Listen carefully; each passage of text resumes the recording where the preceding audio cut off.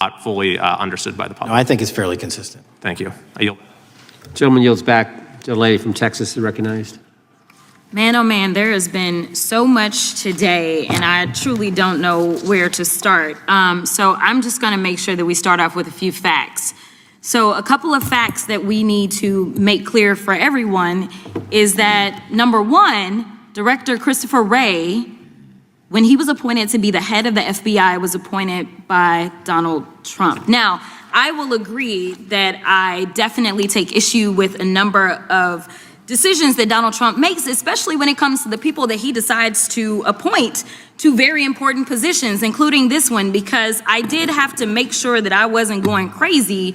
But when I say that you are the least qualified FBI director in the history of the FBI, that is real, because you are the only one that never even served with the FBI prior to joining, yet we are supposed to believe that That's you are false. the greatest thing since sliced bread. I didn't ask you a question.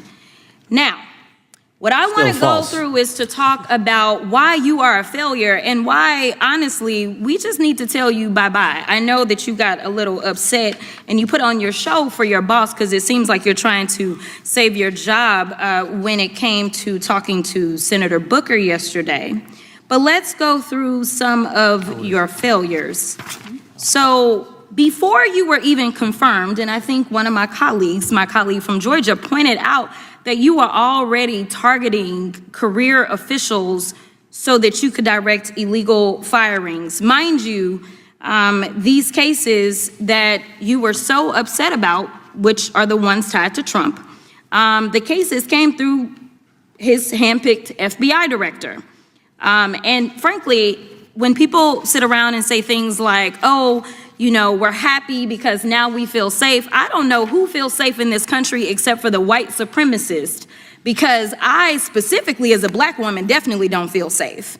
And frankly, my colleagues have been real nice to you today, and I applaud them, but I don't have the same demeanor because I know that multiple colleagues on this side of the aisle have faced death threats.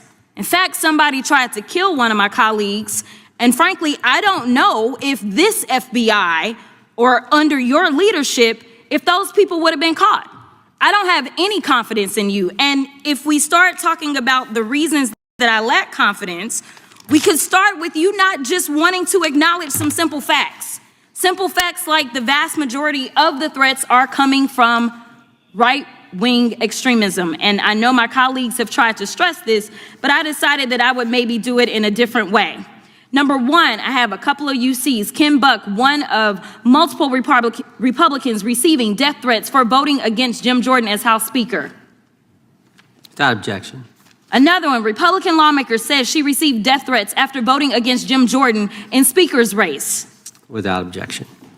In addition, there was another one from another colleague who now is leaving Congress because they said that they were calling his wife anonymously and threatening her life to the extent that she ended up sleeping with a firearm.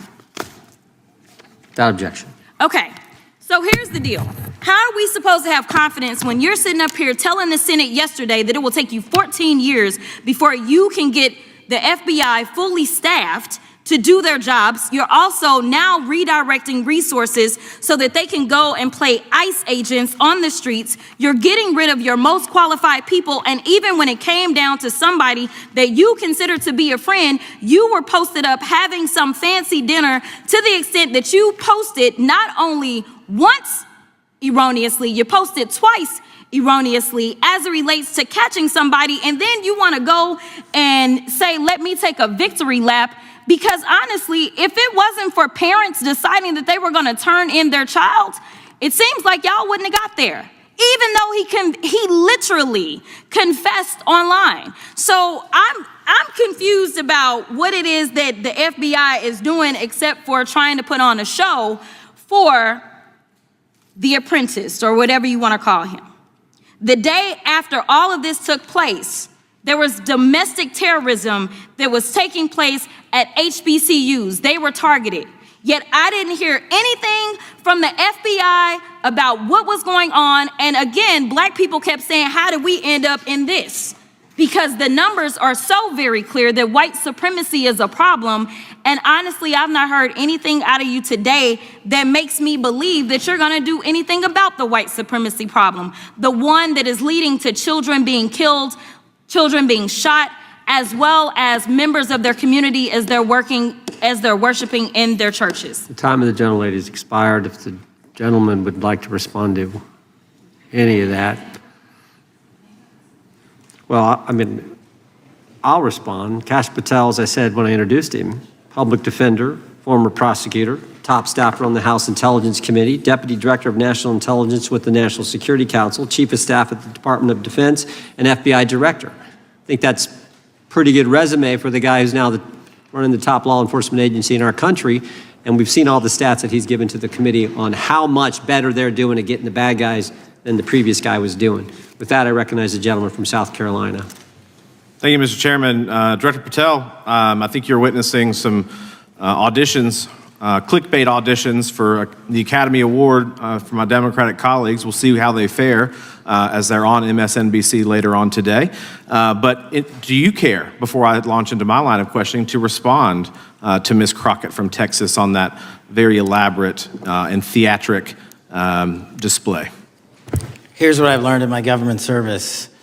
I don't give a damn what they say about me as long as I'm succeeding in the mission. We're succeeding in the mission because the men and women of the FBI have never been empowered to do more work and to hit the streets harder than by President Trump's authorities and resources he's given us.